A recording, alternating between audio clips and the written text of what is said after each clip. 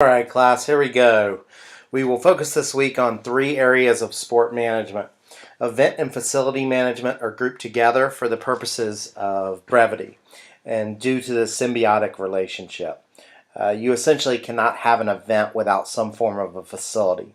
And economics is an element that is obviously essential for the other two areas.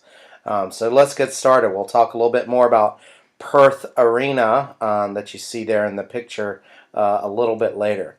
So this section of the course highlights more so than any other the fact that we can only begin to scratch the surface of the sports world with an introductory course that is fit into 10 weeks. With these areas of economics, events, and facilities, the RPTA department has courses that focus upon each area. Don't worry, I'm not going to attempt to teach you everything you need to know about these three areas. You can develop that knowledge base through our dedicated courses in these areas and of course through courses in other areas. Now, will those courses focus on a sport-specific context? Probably not entirely. So we will look generally at these areas, introducing broad concepts and discussing the various professional and career opportunities and challenges and opportunities in the sport industry. I repeat, do not get too bogged down into concepts not covered by me in this lecture. I'm highlighting what concepts I expect you to understand. For those who have already taken other courses related to finances or facilities and the myriad of special events courses in our major, the general concept should be review for you. For those of you who have not, it should not be too hard to understand these general concepts. And I want to challenge you that when you do take those courses, you make your own application to the sport industry, rather than lamenting the fact that it's not in a sport-specific context. The basic principles are the same. I want to also apologize for moving pretty quickly here. There's a lot to cover, so I'm going to talk pretty fast. Now, we're not going to get too deep into economics, but with the economic state of our country always an issue, it is important for you to understand some of the basics related to the current financial state of the sport industry.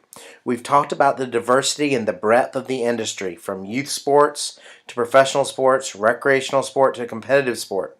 It's difficult to quantify the entire industry, yet Street and Smith Sports Business Journal, the authority in our field, most recent estimate in 2009 was that the size of the U.S. sport industry is $213 billion. When you look at some of the numbers broken down, and as can be seen in the text in Table 14.1, it may become rather sobering for those of you interested in professional sports. There are technically more jobs at horse and dog race tracks nationwide than with professional sports teams. Yet, we have a tendency to see the enormous salaries and the high-profile nature of professional and collegiate sports and think, sweet, I can get a piece of that pie. And sure, some of you will to a certain extent, but it's important to understand that the salaries associated with being a sport management professional for a sports team do not equate nor compare to those of being a professional athlete like Tom Brady or LeBron James. They have proven themselves to be the best in the world at their respective sports, and the market has dictated that they be paid an amount equivalent to their athletic and marketing prowess.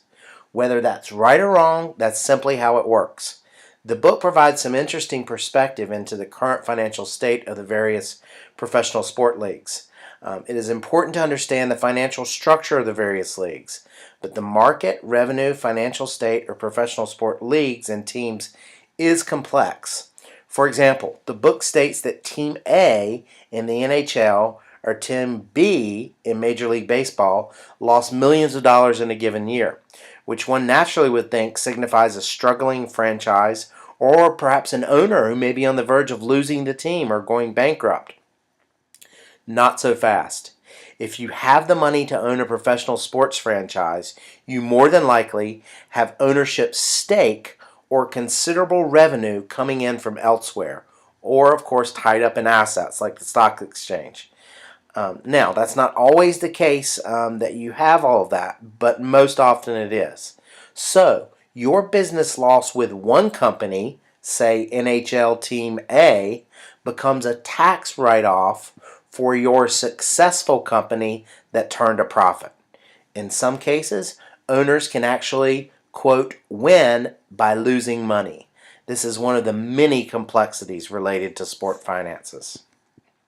Now, with the current financial state of professional and intercollegiate sport, I chose these pictures purposefully. When considering intercollegiate athletics, football is king without a doubt, but there is a popular misconception that football makes all of the money for the actual NCAA. That is not true. The NCAA men's basketball tournament, with an average annual payout from CBS alone over $500 million, accounts for 90% of the overall revenue generated by the NCAA. With football, the NCAA does not receive the same windfall as it does in having sole negotiation rights for March Madness. Another popular misconception is that all NCAA schools are making money. Not so. Only 16% of football bowl subdivision schools had revenue that exceeded expenses. For FCS schools like Cal Poly, it's even worse. When we look at professional sports, each league tells a different story, and that story is primarily related to revenue sharing. Whereas the NFL, NHL, and NBA engage in what's called revenue sharing and have salary caps, meaning that revenue is shared among the member organizations and overall team salaries are capped to create more of an equal playing field, Major League Baseball does not. This creates a disparity where rich teams,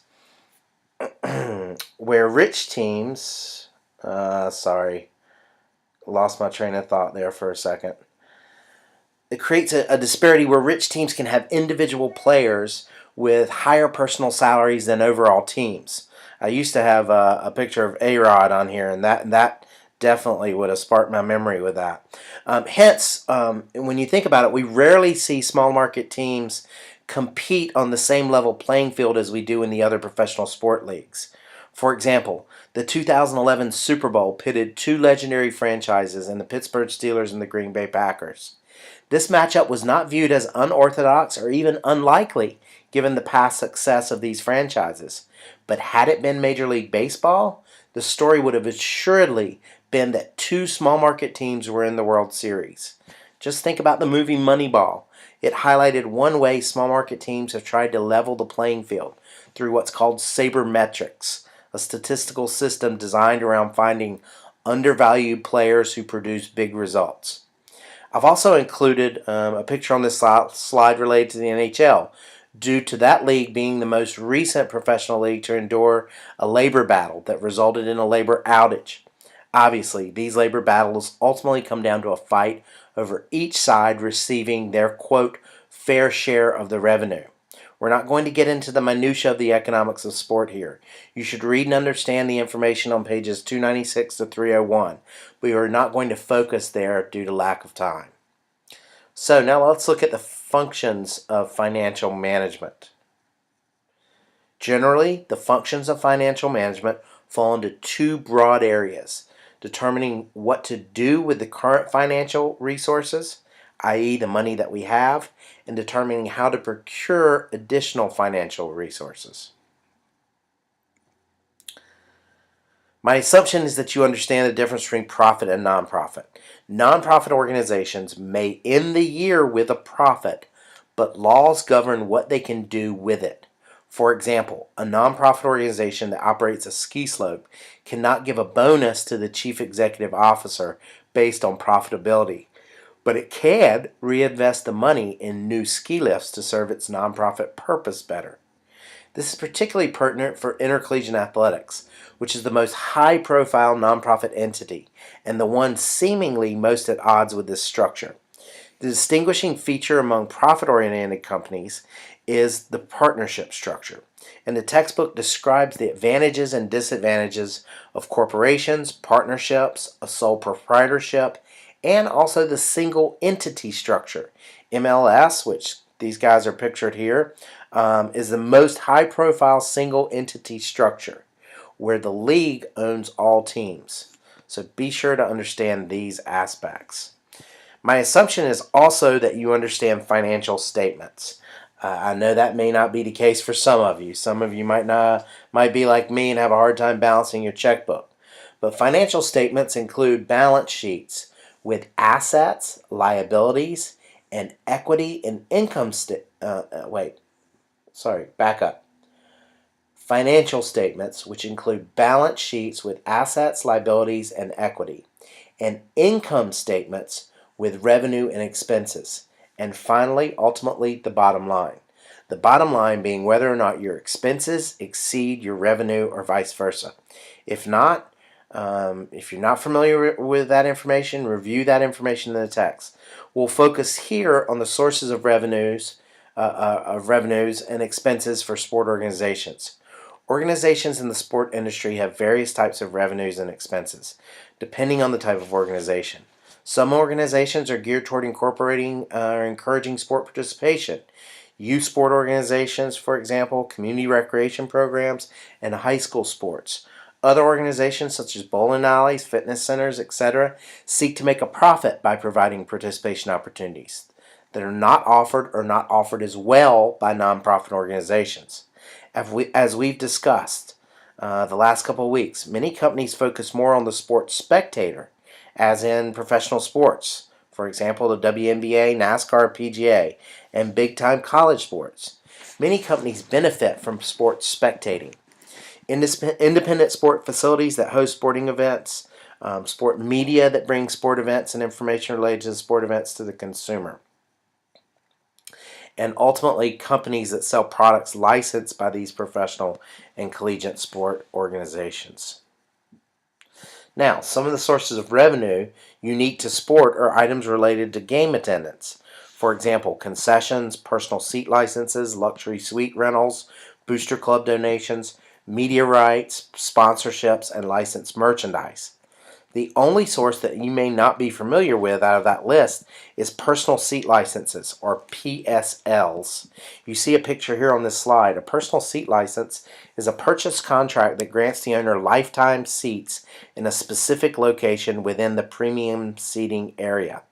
Essentially, this is a revenue stream invented by high-demand sport and entertainment organizations as a way of receiving more money for game attendance. You not only must buy the season ticket package, but in order to get the seats that you desire each and every year, you must also purchase a one-time personal seat license. Most intercollegiate and professional sport teams use PSL nowadays. If you had any question about that, all you have to do is look at the logo here on this seat that's in the slide. Okay, that logo is for the Citadel. The Citadel is a very tiny military school in Charleston, South Carolina. So if the Citadel is doing it, you can bet most of NCAA schools are doing it. Now, two critical sources of expenses for most sport organizations are the cost of sport facilities and the cost of salaries. Sport facilities are extremely expensive, and most sport organizations tried, many successfully, to persuade local communities to pay for stadia. But many are finding they have to pay at least part of the cost, which results in long-term debt payments that can affect the financial stability of the organization for many years to come. Facilities are very costly to maintain, and is particularly a problem in large open-air facilities that might not be used for much of the year, but must be maintained year-round. This is why many sport facilities are built for multi-use. Salaries in both professional and college sport have increased dramatically during the last 40 years. Players and coaches' salaries often make up more than 50% of the expenses in professional sport, and college coaches are often by far the highest paid employees on campus. We all have a tendency to look up to and admire professional athletes and coaches, but you don't work long in sport management before you realize that one of the reasons you are underpaid is that organizations are forced to look elsewhere to cut expenses, and the sometimes outrageous player and coach salaries are ultimately at the heart of this aspect. I don't mean for you to get bitter about what people are being paid, because like I said a couple slides ago, it's fair market value. It's just reality. Okay? Now, careers in financial management for sport organizations. As the sport industry becomes more sophisticated at all levels, the need for people with sophisticated financial skills will become increasingly important. Some of the jobs that require financial management skills include ticket or box office manager, staff accountant, and athletics business manager.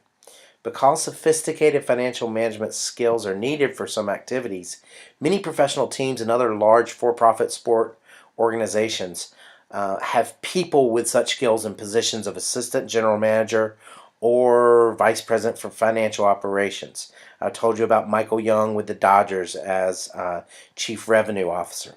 This arrangement is particularly common if the general manager or president does not possess the financial management skills necessary to make complicated financial decisions. To help them in making particularly complicated financial decisions, some sport organizations hire outside consulting firms.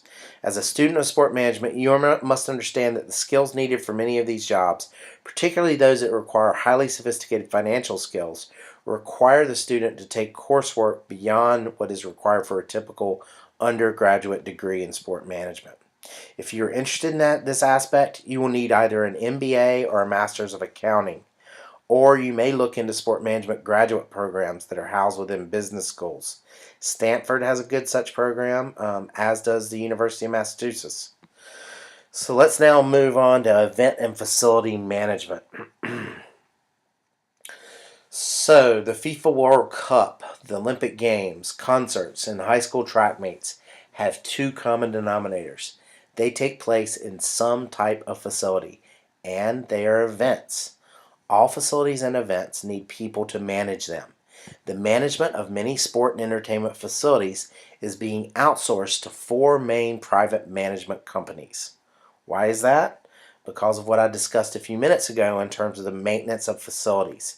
And many times, organizations are ill-equipped to handle all that is involved. These private management companies have been successful in raising the profit margin of many sport and public assembly facilities across the United States and internationally. I've highlighted a facility here on the very first slide, and then again here. Perth Arena in Perth, Australia is under the auspices of AEG Worldwide. More specifically, AEG Facilities. AEG, the main hub for AEG is LA Live in Los Angeles. As you can read on this slide, AEG Facilities has the vast array of resources available through AEG Worldwide. So you can see why these private facility management companies have become so popular. How could you possibly compete as an independent facility in trying to manage costs? It's very difficult to do. Hence, AEG has 32 of the top 200 Pollstar ranked venues in 2002 under its management. In addition, you may have wondered to yourself, does sport management play a role in sustainability? Or maybe you thought, how does sport management play a role in sustainability? The best way is highlighted here, as AEG has AEG One Earth sustainability goals, and they've been an industry leader in pushing the envelope to reduce water, waste, and carbon footprint. Now, for the purpose of this lecture, I will highlight a couple of key components relevant, in some cases unique to sport, for facility and event management. First, let's look at security. So estimates are that security costs at the Salt Lake City Winter Olympics were $310 million. $1.4 billion at the Athens Summer Olympics, and nearly $110 million at the Torino Winter Olympics. In a post 9/11 world, security is an expensive endeavor. Risk management techniques are continuously changing and improving, and they frequently involve technological advances. One example is use of barcodes on tickets. This code allows facility and event personnel to track the sale and use of a ticket. From information embedded in the code, they can determine where the ticket was originally purchased and who purchased it. The barcode also allows the transfer of e-tickets to other fans through cell phones or other wireless equipment. And the print-at-home capability of the barcoded ticket reduces the possibility that customers will present duplicate tickets. Smart cards, already in use in many hockey, basketball, and baseball facilities, gather fan preferences through the use of surveys in exchange for discounts on concession items and merchandise. Although many people view the use of a national smart card as an infringement on personal rights to privacy, such cards might become a standard part of risk management plans in the future. The technology already exists to attach a digital photo, fingerprint, or even a DNA profile to smart cards. Another example of technological advancements is the use of collapsible goalposts, effectively ensuring that this generation of student will never worry about being crushed by a falling goalpost, as I almost did in the early 1990s when I rushed the field after a big college football win. Again, since our curriculum addresses facilities and events well, we'll focus from here on out on career opportunities, but I do want you to be sure to be familiar with the 19 components of event management related to sports. Some are specific to sports, others are general. Now, the three primary managers in most facilities are the facility director, the operations manager, and the event coordinator. Each must possess a variety of administrative skills and be proficient in the application of numerous procedures to operate facilities efficiently and effectively. The facility director, or the facility manager, is directly responsible for most sport and entertainment facilities. This person is mainly responsible for the creation and proper administration of the facility's standard operating procedures, or SOPs. Can you imagine being the person responsible for this transformation from a football field to a monster truck rally? This is Lincoln Financial Field in Philadelphia. Facility directors are considered experts in the field of facility management and can be thought of as chief executive officers of their facility. Operations managers report directly to the facility director and are responsible for all personnel, procedures, and activities related to the facility.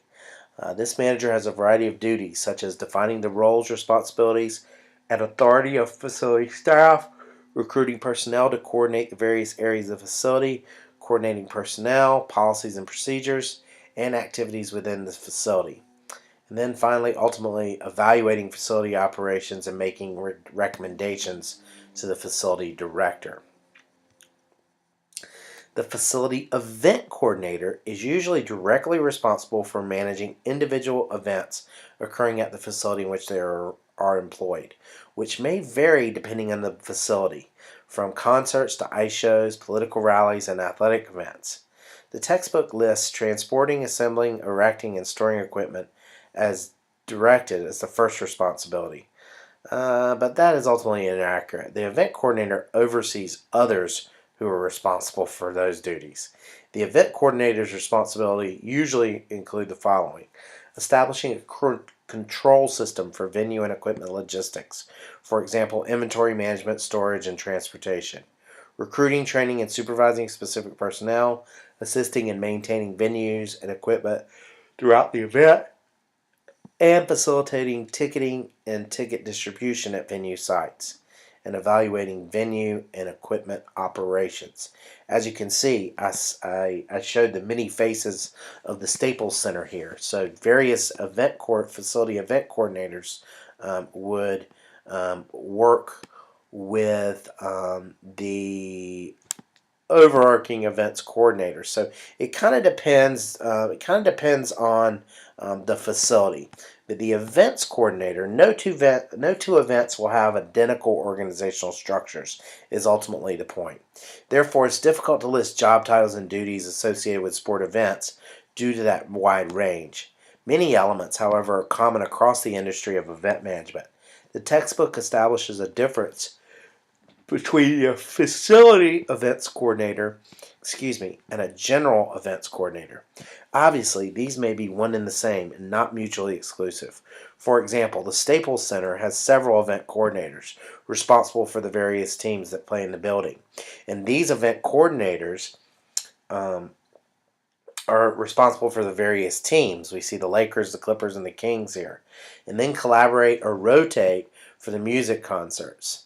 The events coordinator is ultimately accountable for all aspects of the event, including the following: developing operational and strategic plans, preparing financial statements and budgets, anticipating problems, and implementing solutions, hiring and recruiting staff and defining their roles and responsibilities, providing administrative support for division managers and coordinators and overall planning, preparing an event manual with guiding principles, policies, and procedures, assuming responsibility for organizational structural duties not specifically assigned, approving all overall plans, strategies, and budgets. So that concludes this week's lecture.